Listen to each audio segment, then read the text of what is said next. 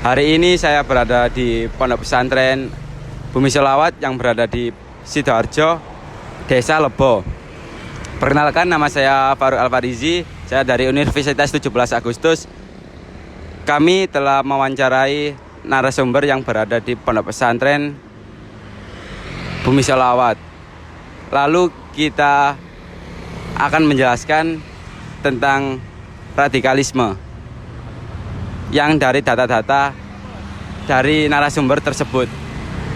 Assalamualaikum warahmatullahi wabarakatuh. Salam sejahtera, salam kedamaian, Om Swastiastu, Namo Buddhaya, salam kebajikan. Selamat sore, perkenalkan nama saya Wahyu Wisnu Aji dari Prodi Ilmu Hukum. Kami dari Universitas 17 Agustus 1945 Surabaya, dan di sini saya akan menjelaskan hasil dari field study yang telah kami lakukan, dan saya di sini ditemani oleh rekan saya. Perkenalkan, nama saya Faruk Alfarizi, saya dari Universitas 17 Agustus. Ya, untuk pertama kita akan menjelaskan bab 1, yaitu pendahuluan fenomena yang terjadi tentang radikalisme ini, yaitu kita mendapati bagaimana persepsi masyarakat terhadap radikalisme dan apa faktor yang mempengaruhinya terjadi gerakan tersebut. Permasalahan yang kita dapatkan di sini adalah seperti bertolak dari pandangan yang telah dikemukakan. Maka yang menjadi permasalahan pokok yang harus terjawab dalam penelitian ini adalah seberapa jauh pengetahuan masyarakat mengenai radikalisme. Kita lanjut kepada bab 2, yaitu tinjauan pustaka.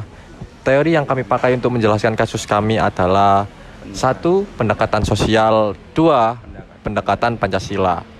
Berikut beberapa review jurnal atau research gap yang telah kami dapatkan.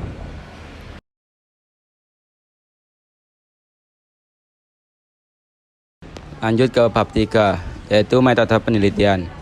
Metode yang kami pakai untuk mendalami field study kami adalah metode kualitatif dengan pendekatan studi kasus, di mana kita meneliti hal yang berhubungan dengan pengetahuan masyarakat tentang radikalisme, atau dalam kasus ini lebih kepada persepsi masyarakat tersebut. Dalam mengumpulkan data, kami melakukan observasi wawancara. Kemudian dalam membuat laporan field study kami melakukan, yaitu 1. Menulis data hasil wawancara dan observasi, 2. Reduksi dan kategorisasi data, 3. Penampilan data, 4. Penarikan kesimpulan. Lanjut ke bab 4, yaitu laporan field study dan pembahasan. Laporan field study berdasarkan tesis yang kami jelaskan dalam bab 1, maka yang menjadi novelty dalam penelitian kami adalah, yaitu temuan adalah persepsi narasumber mengenai radikalisme yang jawabannya hampir sama atau serupa. Dari beberapa narasumber yang telah kami wawancarai di lingkungan Ponpes Progresif Bumi Selawat, banyak yang beranggapan bahwa radikalisme adalah paham suatu kelompok di mana kelompok itu mengaku bahwa kelompoknya adalah yang paling benar daripada kelompok yang lainnya, sehingga mereka menghilangkan hukum-hukum yang ada di sekitarnya, memaksa orang lain mengikuti apa yang mereka inginkan. Dan juga radikalisme ini biasanya terjadi karena pengaruh lingkungan atau ajakan dari orang-orang tertentu. Lalu temuan kedua yang telah kami temukan, yaitu penyebab atau motif yang melatar belakangi terjadinya radikalisme ini. Menurut beberapa narasumber yang kami wawancarai, narasumber yang mau kami wawancarai mengatakan mereka melakukan hal-hal tersebut biasanya karena doktrin-doktrin atau ajakan dari orang-orang tertentu yang sudah terlebih dahulu mengikuti paham atau pemikiran radikalisme yang mereka anut. Lalu ke temuan ketiga, strategi untuk mencegah terjadinya radikalisme ini. Kita tarik ulur ke belakang, melihat dari jawaban para narasumber mengenai bentuk pencegahan dari radikalisme ini adalah gerakan radikalisme ini biasanya dicegah atau dihilangkan dengan cara memberikan edukasi sejak dini mengenai bahayanya gerakan radikalisme ini, karena biasanya akan berujung menjadi tindakan kekerasan atau bahkan lebih ke yang lebih parah lagi seperti terorisme. Berikut mungkin beberapa lampiran data laporan field study yang telah kami dapatkan.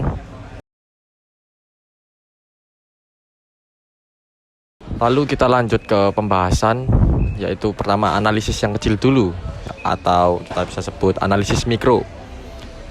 Dari saya sendiri, saya merefleksikan, menurut saya hingga saat ini kasus radikalisme ini masih ada, karena terdapat kasus yang menyebabkan seseorang melakukan tindakan radikal. Sebagai contoh, kekerasan. Dalam tindak kekerasan tersebut ternyata ada seseorang atau kelompok yang melakukan tindak radikal. Menurut saya perlu adanya penyelesaian terhadap radikalisme yang membuat tindak radikal itu bisa ditiadakan. Tapi tindak radikal itu tidak bisa ditiadakan secara menyeluruh, karena tindak radikal itu berawal dari kelompok yang beranggapan mereka paling benar, lalu mereka menyalahkan kelompok lain atau individu lain yang tidak sejalan dengan pemikiran mereka. Radikalisme ini bisa membahayakan masyarakat melalui pemikiran-pemikiran mereka. Bisa jadi bermula dari agama ataupun kasus-kasus lainnya, seperti kasus pengeboman atau tindak kriminal lainnya. Lalu mungkin refleksi dari rekan saya. Mengacu pada pembahasan yang sudah tertuang di atas, radikalisme sangat tidak diperlukan, karena pada dasarnya radikalisme ini sudah tidak benar. Dalam artian seseorang melakukan tindak kekerasan yang didasari oleh pahamnya sendiri atau radikalnya. Menurut para ahli radikalisme ini, di Indonesia banyak sekali adanya kekerasan, terutama agama yang ada di Indonesia, seperti pengeboman di gereja.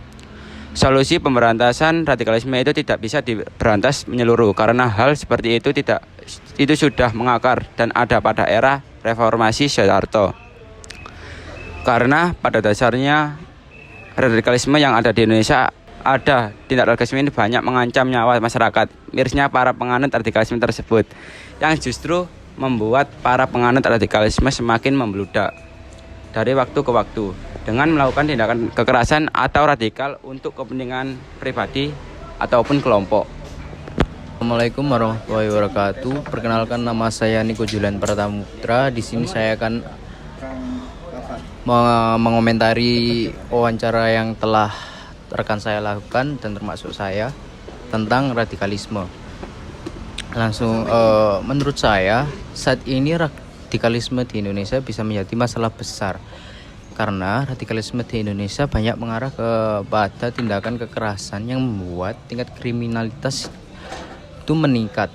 Nah, menurut yang saya ketahui, banyak tindakan tersebut itu mengarah kepada terorisme kelompok yang ingin menyebarkan doktrin yang menurut saya mereka mungkin atau bahkan harus yang menurut saya mereka mungkin itu pendapatnya itu harus diterapkan di negara Indonesia yang menyebabkan bentrokan ideologi terhadap Pancasila.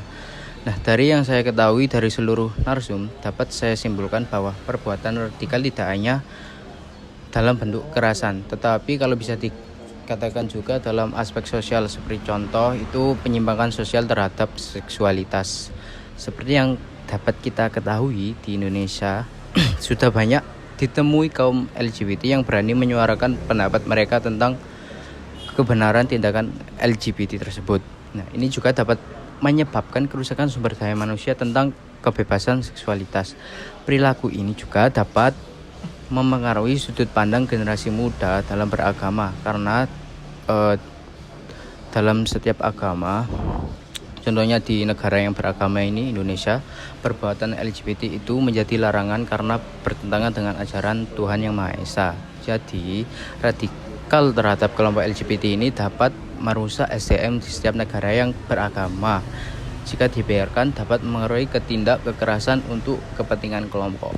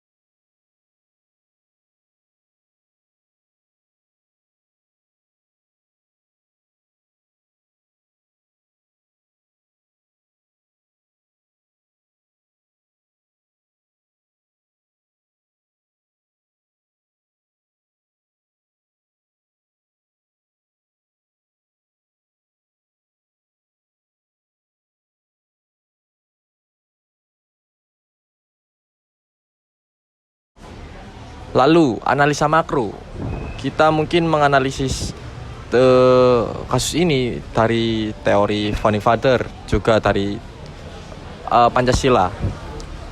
Kita tahu founding father itu bapak bangsa kita ya. Masing-masing dari ketiganya menyampaikan usulan dasar negara yang tepat. Meski begitu, pendapat ketiganya tidak bisa langsung menjadi sebuah ketetapan untuk negara Indonesia. Adapun poin-poin yang kita dapat dari teori founding father ini, yaitu satu, menghargai adanya perbedaan pendapat. Maksudnya apa? Saat melakukan musyawarah untuk merumuskan Pancasila, banyak sekali tokoh yang menyampaikan pendapatnya mengenai rumusan dasar negara. Ketiga tokoh ini tidak berusaha untuk membujuk peserta lainnya agar memilih pendapat yang sudah mereka sampaikan. Justru ketiganya berharap peserta lainnya turut ikut serta memberikan usulan dasar negara. Sikap founding father ini menunjukkan adanya sikap menghargai perbedaan pendapat dan tidak memaksakan kehendak. Pada akhirnya mereka mencari satu persamaan di antara perbedaan pendapat dengan landasan kepentingan bangsa dan negara. Yang bisa kita analogikan kepada kasus yang kita kaji sekarang adalah kan kelompok radikalisme ini selalu menyalahkan pendapat orang atau kelompok yang tidak sama dengan mereka. Nah itu tidak sesuai dengan gagasan dari founding father yang seperti halnya pada kasus ini, yaitu menghargai adanya perbedaan pendapat. Dengan cara dia menyalahkan kelompok lain atau individu lain, itu sama saja mereka tidak menghargai adanya perbedaan pendapat. Kurang lebih seperti itu. Lalu yang kedua adalah mengutamakan kepentingan bangsa dan negara. Para tokoh yang ikut merumuskan Pancasila ternyata tidak hanya berasal dari satu golongan saja. Masing-masing berasal dari berbagai golongan yang berbeda. Tak hanya itu, agama dan suku bangsa mereka juga berbeda. Di balik adanya perbedaan itu, mereka bersatu untuk berpartisipasi dalam proses perumusan Pancasila, yang tujuan utamanya adalah demi kepentingan bangsa dan negara. Karena itu, para peserta musyawarah tidak mengutamakan kepentingan golongannya. Hal ini terlihat ketika para anggota PPKI dari kalangan umat Islam menerima perubahan isi sila pertama, isi sila pertama Pancasila. Mereka tidak memaksa agar isi sila pertama yang tercantum dalam rumusan Piagam Jakarta tetap berbunyi ketuhanan dengan kewajiban menjalankan syariat Islam bagi pemeluk-pemeluknya. Anggota golongan Islam pada saat itu pun menerima adanya perbedaan dan keragaman yang ada di Indonesia, sehingga dirubahlah isi Piagam Jakarta menjadi ketuhanan yang Maha Esa. Nah, dari sini kita juga bisa analogikan bahwa perbedaan pendapat itu boleh, tapi kita juga harus menghargainya. Demi apa? Demi mengutamakan kepentingan berbangsa dan bernegara. Hal itulah yang bisa kita ambil dan kita analogikan dari situ, dari teori dan gagasan founding father ini. Lalu 3, menerima hasil keputusan musyawarah. Tokoh-tokoh pendiri negara yang tergabung dalam PPKI merumuskan perubahan isi Piagam Jakarta. Dari hal inilah kita bisa melihat kalau the founding father ini menunjukkan sikap menerima hasil keputusan musyawarah yang dilakukan bersama. Nah, dari sini kita bisa menganalogikan bahwa selain kita juga menghargai perbedaan pendapat, kita juga harus menerima hasilnya, di mana hal tersebut menurut kami itu bertolak belakang dari kelompok-kelompok radikalisme, karena mereka menolak perbedaan pendapat atau bisa jadi malah menyalahkan kelompok lain yang tidak sejalan dengan pendapat mereka. Lalu dari teori Pancasila mungkin akan dijelaskan oleh teman saya. Sila pertama, yaitu ketuhanan yang Maha Esa. Dalam prinsip ini menimbulkan kesadaran tentang pentingnya keyakinan kepada Tuhan yang Maha Esa. Radikalisme mungkin muncul jika interpretasi agama dipakai secara ekstrim guna memberikan dampak yang merugikan terhadap orang lain. 2. Kemanusiaan yang adil dan beradab. Dalam prinsip ini melibatkan nilai-nilai sosial dan budaya. Paham radikal akan muncul jika konsep keadilan disalahartikan maupun disalahgunakan dalam mencapai tujuan tertentu. 3. Persatuan Indonesia. Prinsip ini menyoroti tentang betapa pentingnya rasa persatuan dan kesatuan bangsa. Radikalisme muncul jika ada upaya dalam mencegah bela bangsa. 4. Kerakyatan yang dipimpin oleh hikmat kebijaksanaan dalam permusyawaratan dan perwakilan. Prinsip demokrasi dan kebijaksanaan dalam pengambilan keputusan. Paham radikal mungkin akan muncul jika penyalahgunaan demokrasi atau penggunaan kekuasaan yang otoriter. 4. Keadilan sosial bagi seluruh rakyat Indonesia. Mendorong redistribusi kekayaan dan pemerataan kesempatan secara adil. Paham radikalisme dapat muncul jika ada ketidakpuasan terkait ketidakadilan sosial dan ekonomi. Lalu dari semua analisa mikro dan analisa mikro yang telah kami sampaikan, di sini saya akan menyampaikan pada bab 5, yaitu kesimpulan. Kesimpulan dari penelitian yang telah kami lakukan ini adalah dari pembahasan dan hasil kajian lapangan di bab-bab sebelumnya, kami dapat menyimpulkan bahwa rata-rata masyarakat di lingkungan Ponpes Progresif Bumi Sholawat yang telah kami wawancarai sebagai narasumber menganggap radikalisme itu seringkali muncul sebagai respon terhadap rasa ketidakpuasan atau perasaan bahwa suatu kelompok radikal merasa tidak mendapat keadilan. Kelompok radikal biasanya merasa bahwa kelompoknya adalah kelompok yang paling benar dan menyalahkan kelompok atau individu lain yang tidak sesuai dengan mereka. Pada intinya adalah seperti itu. Dan tindakan radikalisme ini seringkali dianggap sebagai tindakan yang salah dan seringkali berujung juga pada kekerasan atau bahkan mengarah kepada tindakan terorisme. Oleh karena itu, untuk mengatasi persoalan ini dan membangun kedamaian, perlu diadakan tindakan untuk mengedukasi masyarakat mengenai pemahaman wawasan tentang radikalisme itu. Maka dari itu, kita harus menggali dulu seberapa jauh wawasan dari masyarakat tentang radikalisme ini. Adapun saran mungkin bisa disampaikan oleh rekan saya di sini. Saran untuk penelitian kami yaitu ada beberapa kekurangan dalam penulisan kali ini. Salah satunya ialah seharusnya ada penerangan dari narasumber yang lebih banyak dan berkompeten guna untuk lebih memahami bagaimana sebenarnya pendidikan radikalisme dari sudut pandang narasumber. Serta jawaban yang diberikan narasumber adalah jawaban yang kurang lebih merupakan jawaban yang umum dan masih kurang untuk melengkapi data mengenai pembahasan kali ini. Sekian dari penjelasan kami yang sudah kami uraikan menjadi beberapa bab sebelumnya. Itu mungkin penjelasan dari laporan lapangan kami mengenai tema kami, yaitu radikalisme. Saya Wahyu Wisnu Aji pamit undur diri beserta rekan saya Faruk Al-Farizi. Kami pamit undur diri. Wassalamualaikum warahmatullahi wabarakatuh. Selamat sore.